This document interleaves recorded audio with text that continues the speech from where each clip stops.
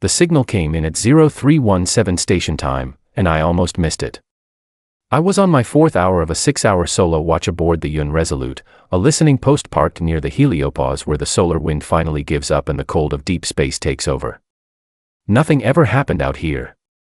That was the point. The Resolute existed to sit in the dark, record everything, and report anything unusual to Fleet Command on a 72-hour delay. I had been posted here for 11 months. The most exciting thing that had happened before that night was a micrometeorite that scratched the portside dish. Then Channel 7 Echo lit up. I set down my coffee and stared at the screen. Channel 7 Echo was a restricted frequency. It was part of the Galactic Accord Treaty that Earth had signed 61 years ago. The Accord governed how humanity interacted with the wider galaxy, and one of its quieter provisions was a list of emergency frequencies reserved for closed civilizations, species that had chosen to limit their contact with the outside. Nobody was supposed to broadcast on those channels.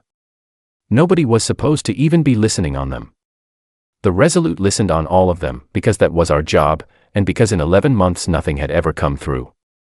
Something was coming through now. The signal was structured. That was the first thing I noticed. It was not static, not a pulsar, not a natural event dressed up in coincidence. It had rhythm and repetition and layers of compressed data packed inside a carrier wave that my systems were already trying to decode. The AI on board, a translation system we called Olive, was pulling it apart in real time, matching phoneme patterns against the Galactic Accord's shared linguistic archive. I leaned forward. My hands were on the console before I had consciously decided to put them there. Olive flagged the source civilization after about 4 minutes, the Velhari. I had heard of them in a briefing once, maybe 2 years ago. An ancient species, cephalopod-like in body plan, living on a mid-gravity world in a system about 9 light days from the heliopause listening zone. They were peaceful, non-expansionist, and had chosen centuries ago to limit their presence in galactic affairs. They had a small orbital station and a network of relay dishes, but they had never built warships. They had never wanted to. Olive flagged a second piece of information 12 seconds later, and that one made my stomach drop. The Velhari had been broadcasting inward.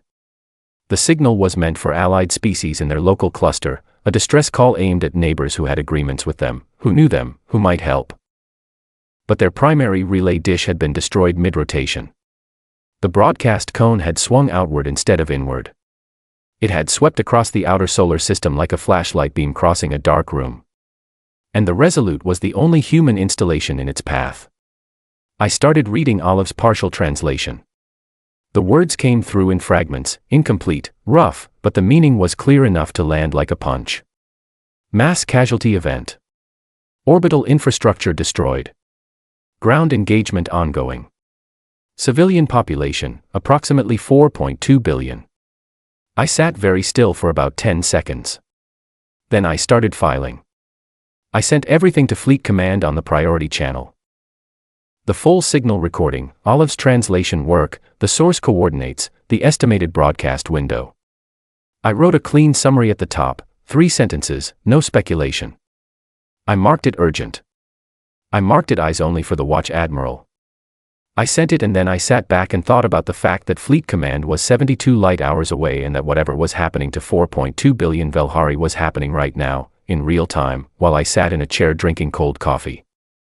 The response from Fleet Command came back 9 minutes later, which meant they had been awake and watching the same signal on the delayed feed and had a reply ready before I even finished transmitting. That told me something.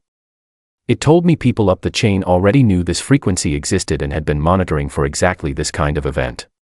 The reply was 3 words, hold. Do not respond. Authorization pending. I read it twice. I understood it. The Galactic Accord had rules. Humanity was classified as a Tier 3 Deathworld species under those rules, which was the galactic equivalent of a warning label. High gravity origin. Extreme biological resilience. Historically aggressive. The Accord restricted Earth to defensive operations within 40 light-years of Sol. Any military response beyond that boundary required Council authorization, which required a vote, which required time. 4.2 billion people did not have time. I sat with the instruction for exactly 90 seconds. I counted them. I was aware that what I was about to do would either end my career or define it, and that either outcome depended entirely on how the next few days played out. I opened a broadcast channel on 7 Echo, the same restricted frequency the Velhari signal had come through. I set Olive to translate what I was about to say into every language in the Galactic Accord archive, every dialect, every phoneme set that had ever been logged. 47 languages. 47 simultaneous translations of one word. Acknowledged. I closed the channel. I sat back.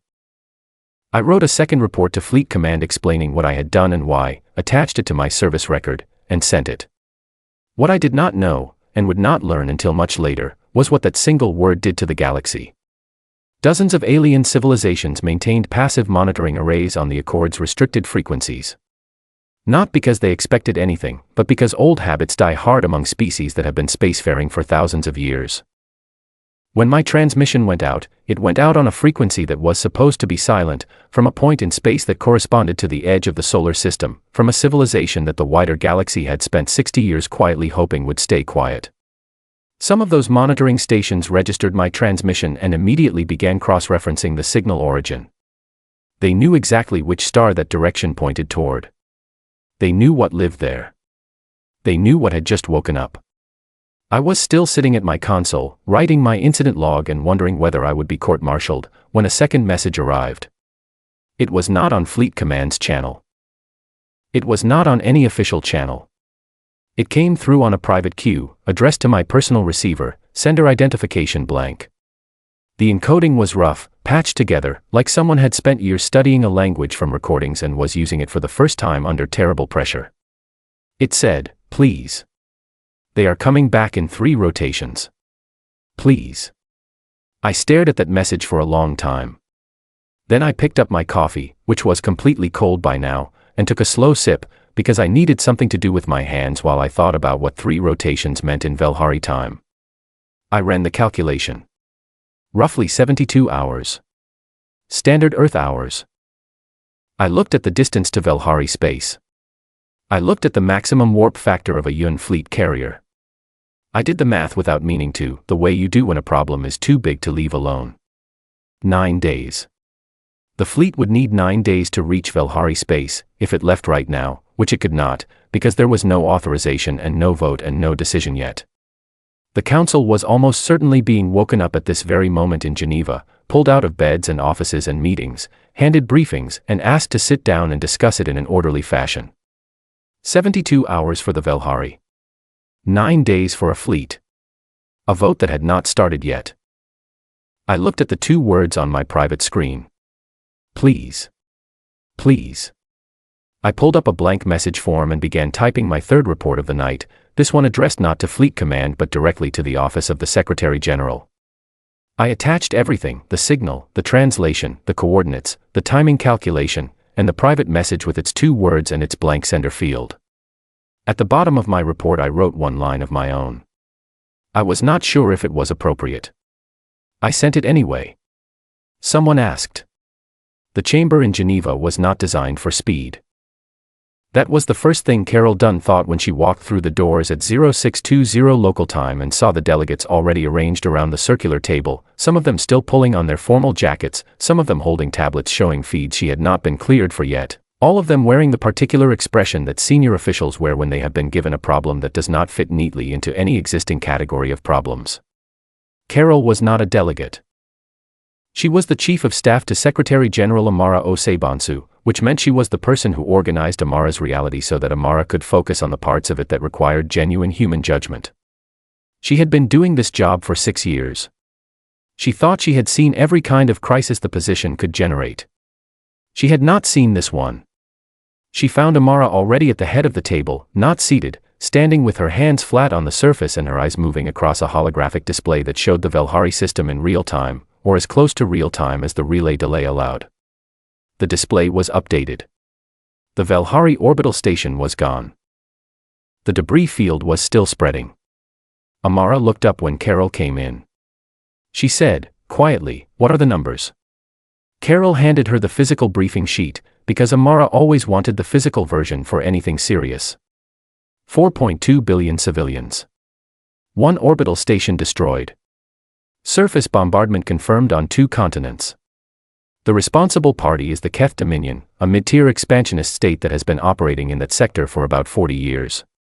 They are not signatories to the Accord's non-aggression provisions, but they are full members of the Galactic Commerce Framework, which means they have an embassy on Titan. Amara looked at the sheet. She did not look surprised. She looked like someone who had been expecting a version of this and was now comparing the real version to the one she had imagined. How many humans are in Velhari space right now? She asked. Carol had this number ready. 112. Researchers, mostly. A few independent traders. The University of Cape Town runs a xenolinguistic exchange program with the Velhari Academic Council.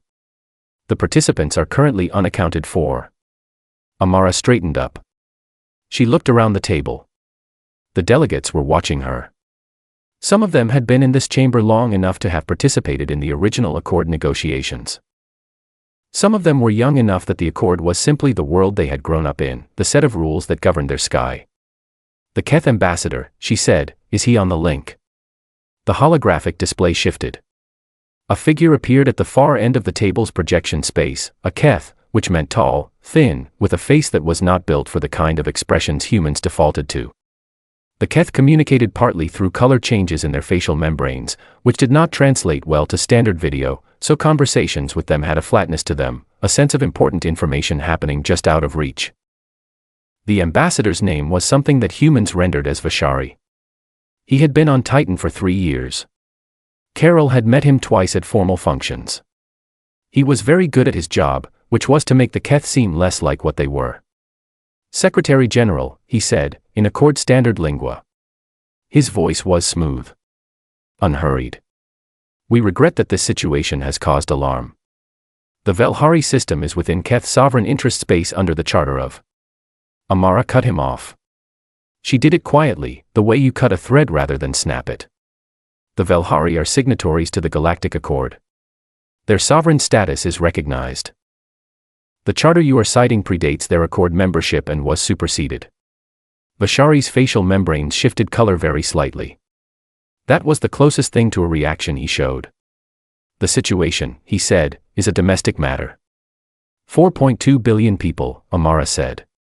A domestic matter, Vashari repeated. The Velhari system falls within Keth administrative interest under. And the 112 humans, Carol said from her position behind Amara's shoulder. She had not intended to speak. She did it anyway.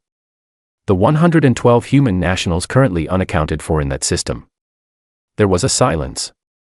It was the kind of silence that has weight. Vashari looked at Carol. Then he looked at Amara. His membranes shifted again, a different color this time. Amara picked up the physical briefing sheet. She turned it over.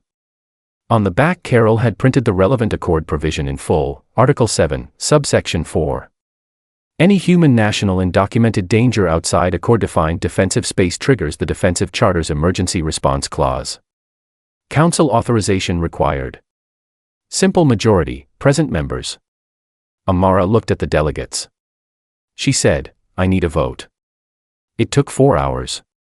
Carol had expected it to take longer. The debate was not simple. Several delegates argued that the signal was an accident, that humanity had no standing relationship with the Velhari, that rushing a military response into a situation that was already potentially resolving itself was exactly the kind of behavior the Accord's restrictions were designed to prevent. One delegate from the Northern European bloc spent 40 minutes on a very well-researched argument about proportionality. Another delegate asked whether the 112 human nationals had given any indication they were actually in danger, or whether their merely being present in the system was sufficient to trigger the clause. Amara listened to all of it. She did not interrupt. She made notes on her physical pad, small notes in her precise handwriting, and when each delegate finished she acknowledged them by name and moved to the next. What she did not do was show them the private message. The one from the Velhari historian with no sender identification. The one that said, please, they are coming back in 3 rotations, please. That message had been sent to Commander Yael Doran, who had forwarded it with her report, and Carol had included it in Amara's briefing, and Amara had read it twice on her tablet in the car on the way to the chamber. She did not show it to the delegates because she was not sure it was proper to use it, and because she did not need to. The math of the Accord provision was sufficient. The 112 humans were sufficient. The vote was going to happen regardless of a two-word message from a frightened historian. But she thought about those 2 words throughout every one of those 4 hours. Bashari spoke again during the debate, formally this time, through the official channel rather than the holographic link, submitting a written statement on behalf of the Keth Dominion. The statement was precise and legalistic and 14 paragraphs long. Its central argument was that human military action in Keth interest space would constitute a violation of the Accord's boundary provisions and would be viewed as an act of aggression by the Dominion. It noted, in paragraph 11, that humanity's Tier 3 classification under the Accord was there for a reason, and that the history of Deathworld species in open galactic space was not encouraging. Carol read the statement twice. She made a note on her own pad. The note said, paragraph 11. When the debate period closed, Amara called the vote. Simple majority, present members, as specified. She did not make a speech. She simply asked for yes or no. The vote was 17-4 in favor. Amara signed the authorization order. She used a physical pen, which she always did for significant decisions, because she believed that putting your hand to paper meant something that pressing a button did not. The scratch of the pen on the form was audible in the silence of the chamber. She handed the signed form to Carol. Then she looked at the holographic display, which still showed the Velhari system, the spreading debris field, the 2 continents with their confirmed bombardment zones. How long, she said, for Fleet Command to receive the order? 72-hour relay delay to the Heliopause listening network, Carol said. But Fleet Command already has standing pre-authorization packages prepared for exactly this charter clause. They began staging when Commander Doran's report came in. They have been waiting for the signature. Amara turned to look at her. How long to deploy? Carol checked her pad. She had pulled the number before the vote, because she always tried to know the answers before the questions were asked. 11 minutes from authorization received to first element departure. 11 minutes, Amara repeated. Yes. There was another silence. Then Amara said, very quietly, so that only Carol could hear it, they are going to be terrified of us.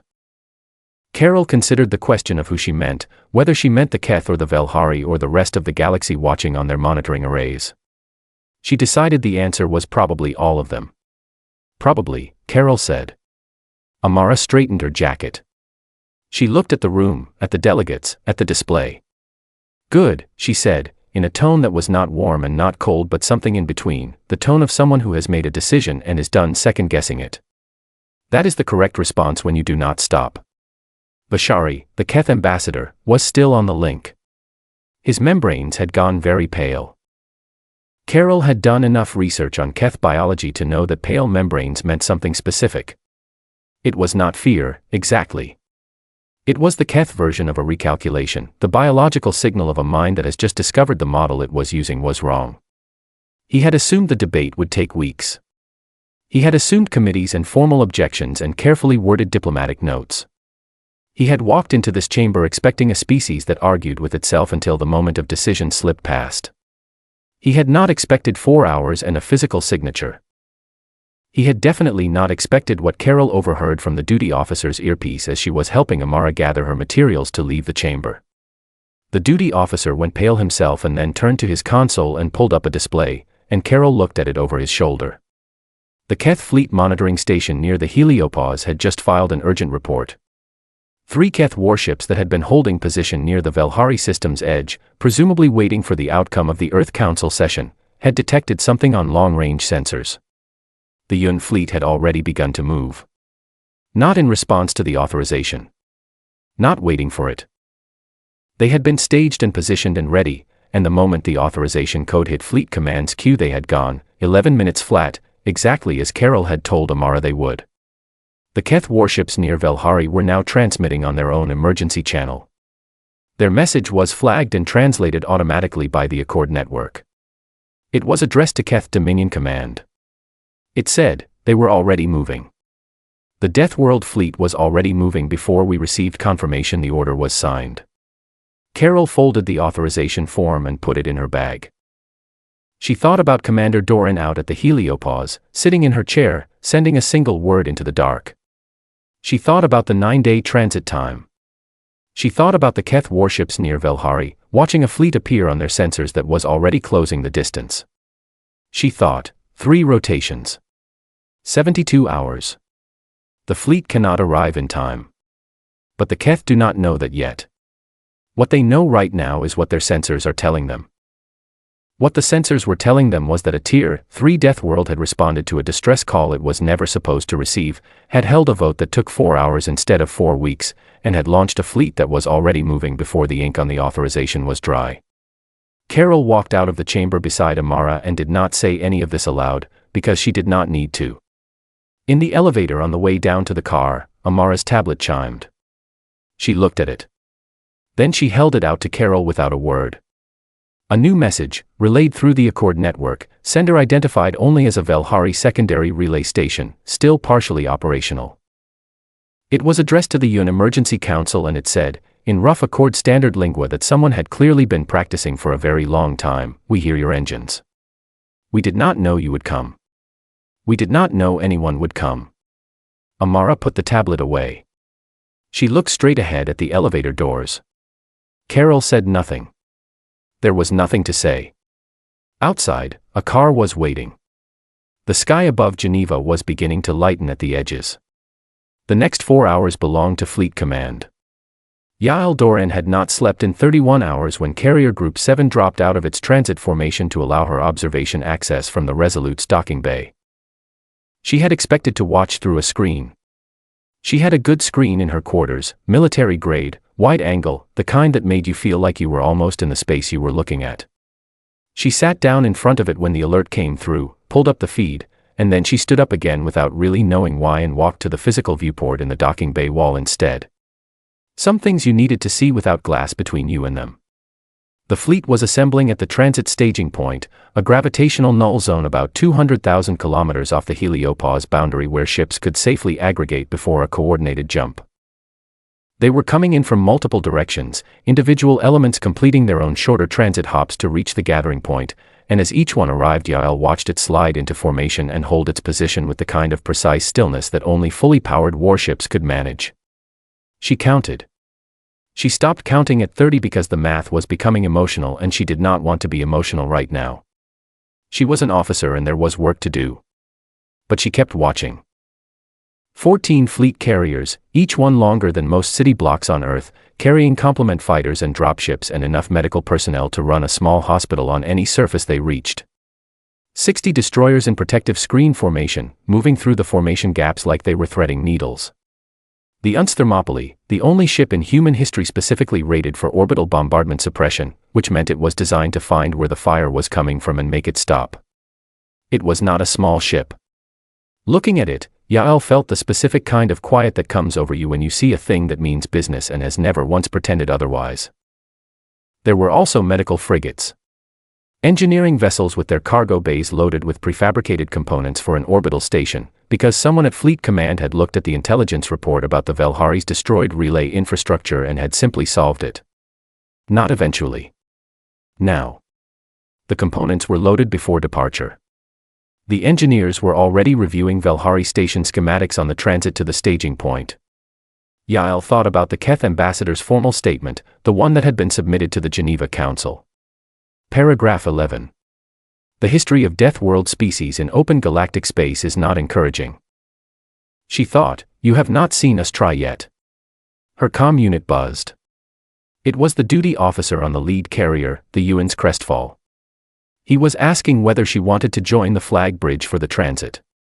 She had been formally embedded with Carrier Group 7 by Fleet Command order, partly because she had been the first human to receive the Velhari signal and partly, she suspected, because her unsanctioned transmission had turned out to be exactly the right call and somebody senior wanted her where they could see her. She said yes. She sealed her personal kit and walked through the docking collar to the Crestfall. The flag bridge was controlled noise. It was the kind of room that could feel calm and chaotic at the same time, every console occupied, every officer doing exactly what they were supposed to be doing, the collective energy of it compressing into something that hummed. The fleet admiral, a woman named Grace Okafor who had commanded the Seoul defense perimeter for 4 years before taking this posting, was standing at the central display reading transit calculations. Okafor looked up when Yael came in.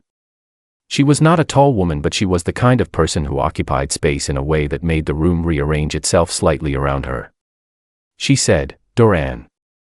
Good. You are on the secondary comm panel.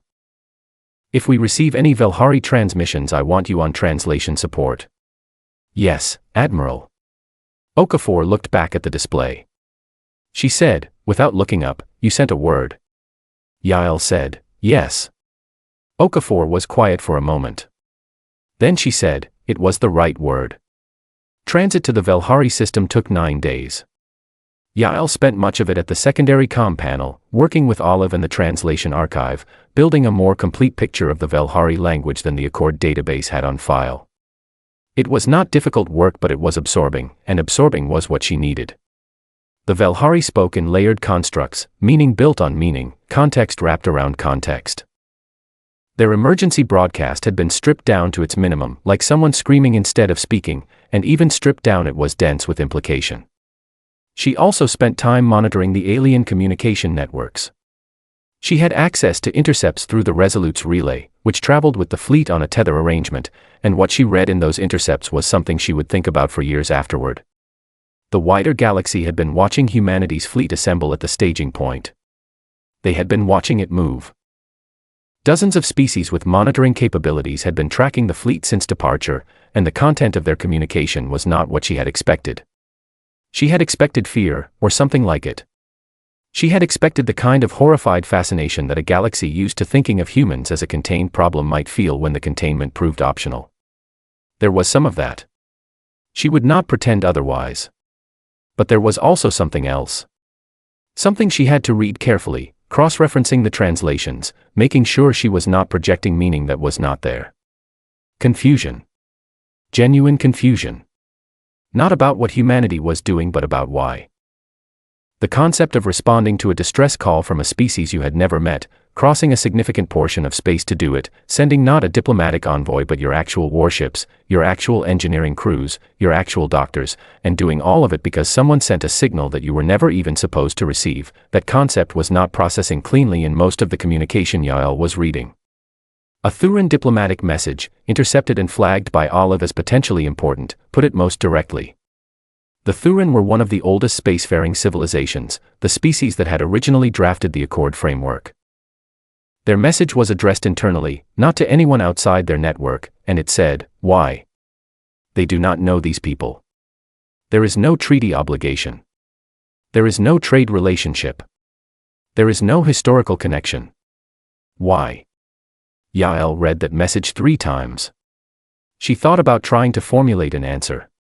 She decided she could not explain it better than the fact of the fleet itself explained it. On day 7 of transit, something changed. The Keth warships that had been holding position near the Velhari system, 3 of them, a significant presence designed to communicate that the Keth considered their actions in Velhari space complete and not subject to outside review, began to move. Not toward the incoming human fleet. Away from it. Then there were 2 Keth warships near Velhari. Then 1. On day 8, a formal communication arrived from the Keth Dominion, transmitted through the Galactic Accord's official diplomatic channel. It invoked the Accord's arbitration clause and formally requested a ceasefire on Velhari. It declared that Keth operations in the Velhari system were concluded and that Keth forces were withdrawing. It included a legal argument about how this should be interpreted under the Accord's existing framework. Yael read the legal argument. She noted that it was very long and that it did not contain the words sorry or mistake or wrong. She noted that it also did not matter, because the Keth were leaving regardless of what the argument said. They left before the human fleet arrived. She thought about that. 9 days of transit. The Keth had watched the fleet's course, done their own calculations, arrived at their own conclusions, and decided to be somewhere else. They had not waited to see whether the humans would engage. They had not waited to make contact. They had run the numbers and left. She thought, that is interesting. That is very interesting. On day 9, Admiral Okafor called the bridge to full alert and began drop-out procedures from warp. Yael was at her console when the stars came back, when the wash of re-entry light cleared from the viewports and resolved into the Velhari system. She saw the planet. She saw the scar lines on 2 of the continents, Visible even from 200,000 kilometers, dark marks where ground fire had touched down. She saw the debris field where the orbital station had been, catching light as it spread, slowly, silently, in the way that destruction always eventually becomes peaceful when there is northwest more movement to drive it. She ran her preliminary translation checks. She confirmed that the Keth fleet was gone. She confirmed that the Velhari secondary relay was still transmitting, still broadcasting, still alive. Okafor said, "Open a channel to the surface." Yael opened it. She had spent 9 days working on this. She had a full translation protocol ready, a proper formal greeting in Velhari that acknowledged the species, acknowledged the situation, offered assistance. She had practiced it. She had run it through every check Olive could provide. She looked at it. She closed the file. She opened a raw channel instead. She spoke in Accord Standard Lingua because the Velhari secondary relay could process it, had been processing it for decades in their listening archives, and because what she needed to say was short enough that the language did not really matter. She said, "We received your message. We came." There was a pause of about 4 seconds while the signal crossed the distance to the surface. Then the Velhari secondary relay transmitted something back that Olive did not have a clean translation for, something that was less a sentence and more a frequency, a collective vocalization from the surface that had apparently overwhelmed the relay's filtering systems and just come through raw. It took Yael a moment to understand what she was hearing. Then she sat very still. 4 billion beings exhaling at once sounds like wind. Yael Doran had grown up in a mid-sized city in England where it rained frequently and the people had learned to be polite about disappointment. She was not, by nature, a person given to large gestures. She believed in doing the job in front of her, filing accurate reports, and keeping her personal feelings off the clock. She had never stood on a Velhari street, and nothing had prepared her for what it felt like. The atmosphere was survivable, technically. The briefing had been very clear about that word, technically. The oxygen content was lower than comfortable, the methane percentage was higher than ideal, and the gravity was 0.87 standard Earth, which was fine, except that every step felt slightly wrong, like the ground was not quite as committed to you as you were used to. The Marine escort wore full combat exosuits because the biosafety protocols required it until the medical teams completed their initial surveys. Yael wore a half-suit with an oxygen supplement and a clear visor, because she was not Marine Corps and the regulation for her classification was less stringent. The city she was walking through had no English name. In Velhari it was something that Olive rendered phonetically as something like Tessavolen, which apparently meant roughly the center of all we have recorded, because Velhari cities were organized around archive principles rather than commercial ones. The main structure at the city center was not a market or a government hall. It was a library, and the library was the size of a small mountain, built from a kind of pale mineral that caught the light of the Velhari sun and scattered it in soft directions. Part of that library was on fire. Not burning now. The fire had been put out, or had burned itself out, in the hours after the Keth ground engagement had ended. But the scorch marks ran up one whole side of the building, and a section of the roof had collapsed inward, and Yael could see human engineers in orange suits already crawling over the debris, assessing, measuring, beginning the calculation of what could be saved and what would have to be rebuilt. Nobody had told them to go to the library. They had been tasked with infrastructure, which the Fleet Command Order defined as power systems and water processing and communication relays. The library was not on the official tasking list. The engineers had gone there anyway. Yael watched them work. Then she turned away and followed the Velhari guide who had been assigned to her, a slender being about 1.5 meters tall, with the characteristic 6 flexible limbs of the Velhari body plan and a cluster of sensory organs around the upper portion of the body that were currently oriented toward her with an intensity she found slightly unnerving. Velhari did not have eyes the way humans did. Their sensory organs registered multiple spectra, including bioelectric fields, and she had been briefed that humans registered very strangely on Velhari bioelectric sensors. The combination of elevated stress hormones, actively suppressed aggression responses, and genuine emotional distress apparently created a reading that Velhari biology had never encountered in a sapient species and had no category for. She was not sure what she looked like to the guide's sensors. She hoped it was not alarming. The guide stopped in front of a low building, intact, one of the few on this street that had not lost windows or walls. It made a sound that Olive translated as, "She is here." The historian. "She asked for you specifically." Yael stepped inside. Tessival was old. Yael could see that immediately, though she could not have said precisely how she knew it, since Velhari aging did not follow human patterns and she had no reference for it.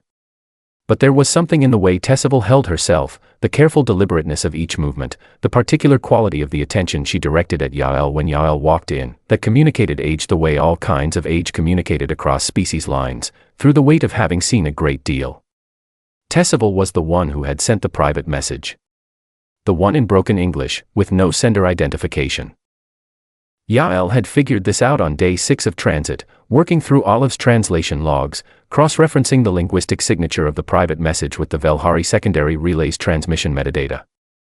Tessival was the relay's chief operator. She had been operating that relay for 40 years. They looked at each other for a moment.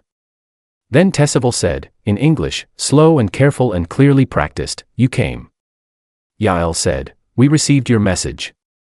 Tessival made a gesture with her upper limbs that Olive flagged as acknowledgement with emotional weight. Then she said, still in English, clearly preferring it to accord standard despite the difficulty, "I learned your language. From your broadcasts. 30 years I listened." Yael said, "I did not know that." Tessival said, "We watched your world for 100 years. Many of us watched. We debated whether to contact. The consensus was, not yet. Humanity is not ready. In a few hundred more years, perhaps. We decided to wait." Yael looked at her. She thought about what to say. She thought about the scorch marks on the library. She thought about the engineers on the roof who had not been ordered to go there. She said, quietly, "I think the waiting cost you more than the contact would have." Tessival was still for a moment. Then she made a sound that Olive did not translate, and Yael suspected it was because there was not a human word for it. Then Tessival said, "Yes. I think you are right." They sat for a while. Outside, Yael could hear the sounds of the fleet's work, machinery, voices, the particular high-pitched whine of prefab construction units assembling structural frames. Through the building's one intact window she could see a human medical team moving through the street with a Velhari guide, setting up a field station at the intersection. Tessival watched the medical team. She said, "Your people. They do not wait to be told." Yael considered this. She said, "No. We generally do not." Tessival said, "The Keth waited. They had plans. Schedules. Authorizations for each step. We knew they were coming back because their schedule required it. Your people have no schedule." Yael said, "We have priorities." Tessival made the untranslatable sound again. Yael decided she liked it. She decided it was probably the Velhari version of a kind of Rai recognition. Outside, the day was changing. The Velhari sun moved differently than Earth's, rising on a slightly different arc, and the quality of the light was shifting in ways that Yael's human eyes were not quite parsing correctly. It was beautiful, in the way that alien places are beautiful when you let yourself look at them without trying to map them onto something familiar. She thought about the Thurin message she had intercepted during transit. Why? They do not know these people. Why? She thought she had an answer now, or the beginning of one. It was not a tidy answer. It was not the kind that fit easily into a diplomatic briefing or a formal statement. It was more like something you understood in your body before you understood it in your head. You respond to a signal because someone sent it. You come because you can come. You rebuild the library because the library matters and you have engineers with hands and time and the right kind of stubbornness. None of it required knowing the person first. The knowing came after, if you let it. She said, "Tessival. The people who were studying here. From the university exchange program. Do you know where they are?" Tessival said, "Safe. In the Eastern Archive complex." It was undamaged. They did not leave. Yael said, "The human students." Tessival said, "Yes. They did not leave. When the engagement began they went to the archive and they helped carry materials to safety. Then they stayed. They are still there." Yael thought about this. 112 human nationals in a system under fire, and rather than attempting evacuation they had gone to the archive and started carrying things. She was not sure whether this was admirable or reckless. She decided it was probably both, and that the two things were not actually in conflict. The political situation was developing rapidly, in the way that political situations always develop when something large has shifted. Amara's office had been sending updates through the fleet command relay, and Carol Dunn's briefing summaries were landing in Yael's queue every 12 hours with the precision of someone who understood that field personnel needed information formatted for speed rather than comprehensiveness. The Keth Dominion's withdrawal from Velhari had created a vacuum in the sector. Several species that had been operating under Keth commercial agreements were quietly renegotiating.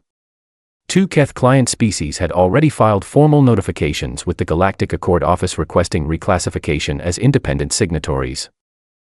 The Keth Dominion's internal communications, insofar as the Accord's monitoring network could access them, suggested significant disagreement at the highest levels about what had just happened and how to characterize it. The Thurin had sent a formal envoy request to Earth. Not a diplomatic note. Not a strongly worded statement. An envoy request, which was the Accord's formal mechanism for requesting high-level direct negotiation. The Thurin had not requested formal negotiation with humanity in 60 years. Their previous negotiations had resulted in the Tier 3 restriction that humanity had been living under ever since. Yael suspected this negotiation was going to be different. The wider galactic community was watching all of it. She could see this in the intercepts, in the pattern of monitoring transmissions being picked up by the Resolute's array. Dozens of species had their eyes, or their equivalent, pointed at Velhari space. Some of them were processing the Keth withdrawal. Some of them were processing the speed of humanity's response. Some of them, she thought, were processing something harder to name, the fact of the engineers on the library roof and the medical teams in the streets and the students in the archive who had stayed to carry things. One message, intercepted from a species she knew only as the Urhari, a small civilization near the galactic arm's edge, said something that Olive translated imperfectly but meaningfully: the Deathworld came and they are building. We did not know they built. Yael filed that in her personal log without comment.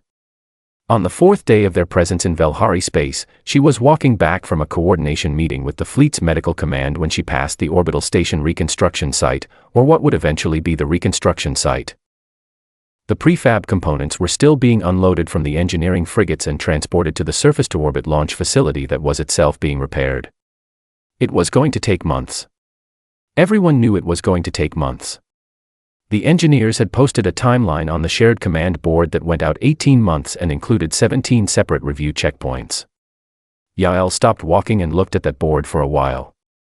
Someone had written at the bottom, not in official text but in handwriting, the old kind, pen on a physical card stuck to the corner of the board: "We do not leave until it is done." She thought about Amara in the elevator after the vote. Probably, Carol had said, in response to something Yael had not been there to hear. She thought about the Thurin envoy request. She thought about Tessivel's 30 years of learning a language from broadcasts, the careful decision to wait, the fire in the library, the 2 words in broken English that had come through on a private channel with no sender identification. She thought, we are not a gentle species. We have never claimed to be. But we came, and we are here, and we are building. She kept walking. Yael Doran did not go home after Velhari. She had thought she might, briefly, during the transit back to the heliopause relay point where the Resolute was waiting to be reconnected to its tether. She had thought about the flat above her sister's place in Bristol that she kept for leaves, the window that looked out over a garden, the particular quality of English rain that she had not been able to reproduce in any environment simulator she had ever tried. She thought about it for about 2 days of transit, and then Fleet Command sent a new order and the question resolved itself. The new order was simple. She was to accompany the UN diplomatic contingent to the Thurin neutral station, as a technical advisor, to participate in the preliminary discussions of what the Accord's formal documentation described as a revised framework for sector engagement. She read the order 3 times. She looked up the legal definition of revised framework for sector engagement in the Accord's official glossary. The glossary said it was used for substantive renegotiation of existing treaty provisions. She thought, the Tier 3 restriction. She sent a reply acknowledging the order and went back to her console. The Thurin neutral station was not neutral in the way that the word suggested to human minds. It was not empty or featureless. It was a significant structure, ancient by human reckoning, built in a region of space that several major civilizations had agreed, over thousands of years of incremental negotiation, to treat as common ground. The Thurin maintained it. They had always maintained it. They were that kind of civilization, the kind that maintained things, that showed up with long timelines and the patience to manage the enormous complexity of a galaxy full of different kinds of minds. Yael arrived 18 months after leaving Velhari. The timeline sounded strange when she thought about it that way, but transit times were transit times and the diplomatic preparation had been extensive and there was no shortcutting the distance between where you were and where you needed to be. The Yun contingent was led by Amara Oseibansu personally, which Yael had not expected. She had expected a senior diplomat, an undersecretary, perhaps Carol Dunn as a representative of the Secretary General's office. She had not expected Amara herself, traveling on a fleet carrier with a small staff and the particular quality of focused attention that she apparently brought to everything. Amara found Yael on the second day of transit and sat with her in the officers' mess for about an hour. They talked about Velhari. Amara asked questions, real ones, not the kind that were really statements looking for agreement, and Yael answered them as honestly as she could. She told Amara about Tessival. She told Amara about the engineers on the library roof and the timeline board with the handwritten note at the bottom. She told Amara about the Urhari message, the one that said we did not know they built. Amara listened to all of it without interruption. Then she said, "What do you think the Thurin actually want?" Yael said, "I think they are tired." Amara looked at her. Yael said, "They have been managing this galaxy for thousands of years. Keeping the framework together. Watching species rise and stabilize and sometimes fall. Watching agreements hold and agreements fail. They have been doing it for so long that I think they have stopped believing it is something anyone else can do, and then something happened that did not fit the model." Amara said, "Us." Yael said, "Specifically, the fact that we responded to a signal we were not supposed to receive and we did it in 4 hours and we sent the whole fleet and we stayed to rebuild the station. That did not fit any category they had for us. And I think the categories breaking is what the envoy request is actually about." Amara was quiet for a moment. Then she said, "The restriction." Yael said, "They are going to offer to renegotiate it." Amara said, "And what do you think we should ask for?" Yael thought about this for a long time. She thought about Tessival's 30 years of learning English from broadcasts. She thought about the Keth Dominion's careful legal statement and the speed with which their fleet had departed. She thought about the galaxy watching, the Urhari message, the dozens of monitoring arrays pointed at Velhari space, the question that kept appearing in the intercepts in different forms across different languages: why? Why would you come? Why would you stay? Why would you build? She said, "I think we should ask for permission to keep doing what we were already doing. Not authority. Not jurisdiction. Not a seat at the table that comes with a list of restrictions about when we can use it. Just permission to respond when someone signals. Permission to come when they ask." Amara looked out the viewport at the stars that were moving past in transit distortion. She said, "That is a very human thing to want." Yael said, "Yes." The Thurin station was extraordinary from the outside, which Yael registered, and more extraordinary from the inside, which she tried to be calm about. The architecture was built for a dozen different kinds of bodies and senses, corridors that seemed to change proportion depending on which direction you approached them from, light sources calibrated to multiple spectra simultaneously, temperature zones separated by invisible fields of gentle pressure difference. It was a place designed to say, "Everyone is welcome here, we thought about you specifically." The Thurin representatives were 3 individuals whose names translated roughly as long consideration, the record that holds, and patience under pressure. Yael suspected these were not given names but titles, or perhaps the distinction did not apply to Thurin. They were tall and slow-moving and ancient in the same way that very large trees are ancient, where the age is not a fact you are told but a quality of the presence itself. Amara met with them over 3 days of formal sessions. Yael was in the room for all of it, at the side table, running translation support with Olive and making notes. She had been told to observe and advise. She observed very carefully. The Thurin spoke in layers. This was not metaphorical. Their language was literally structured in simultaneous registers, a primary statement accompanied by secondary qualifications and tertiary context, all spoken at the same time by their multiple vocal structures.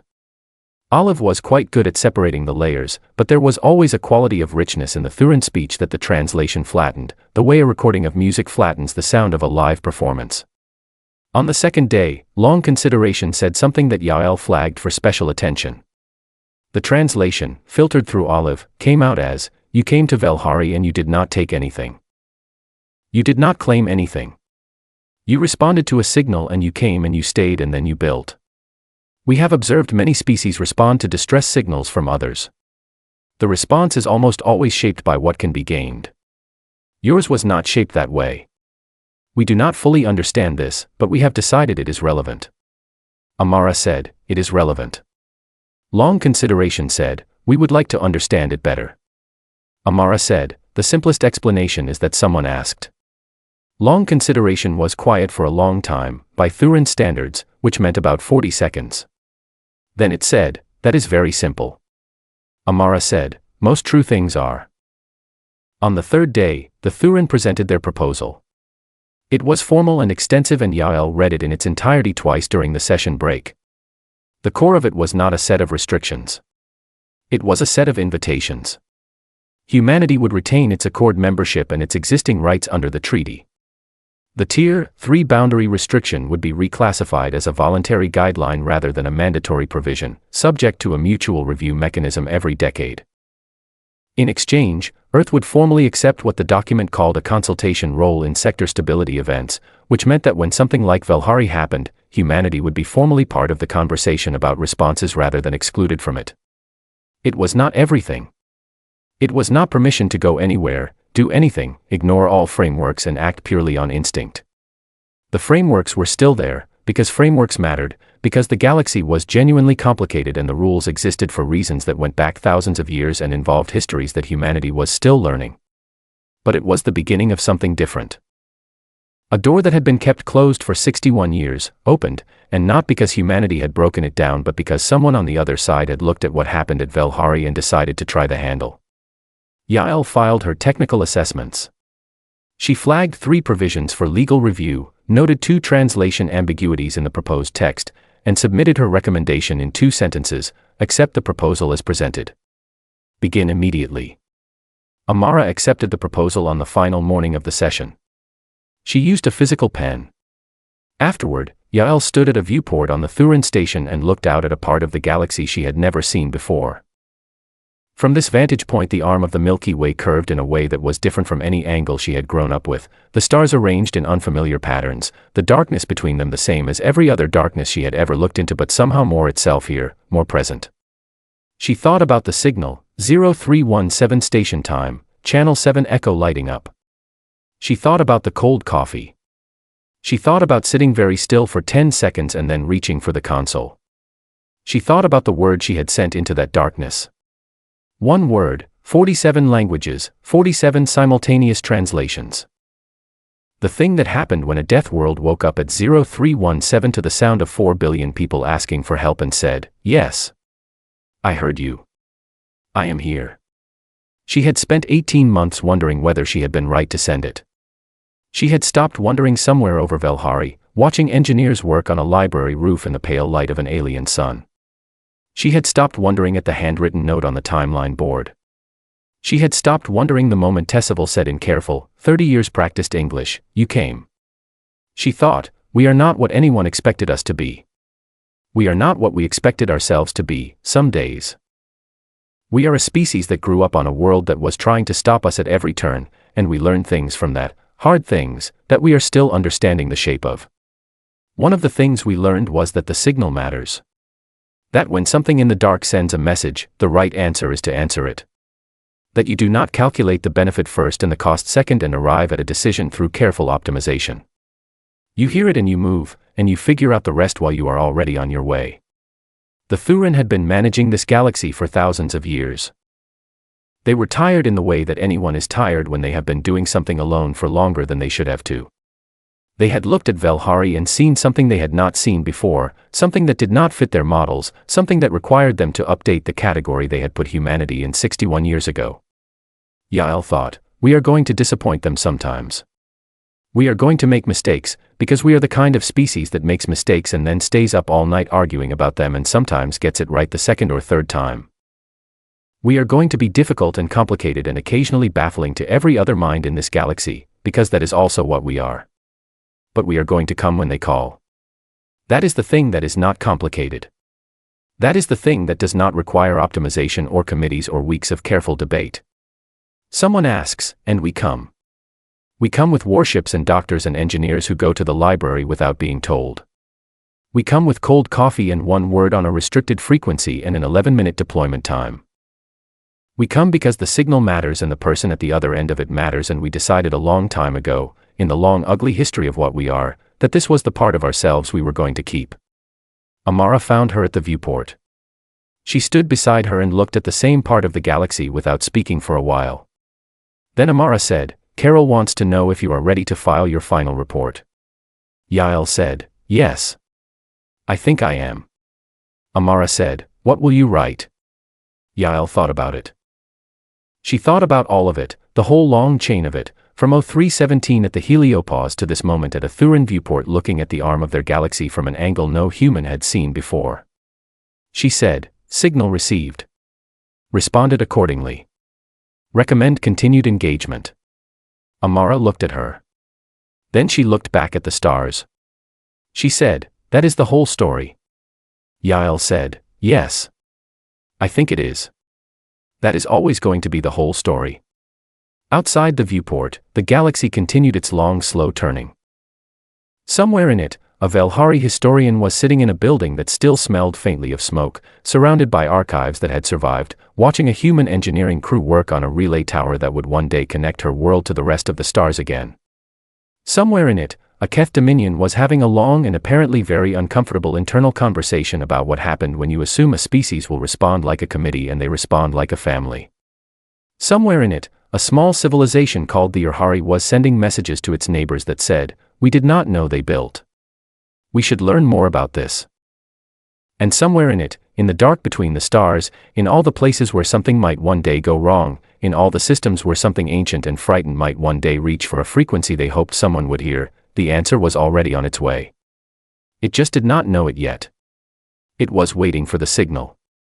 And when the signal came, it would come.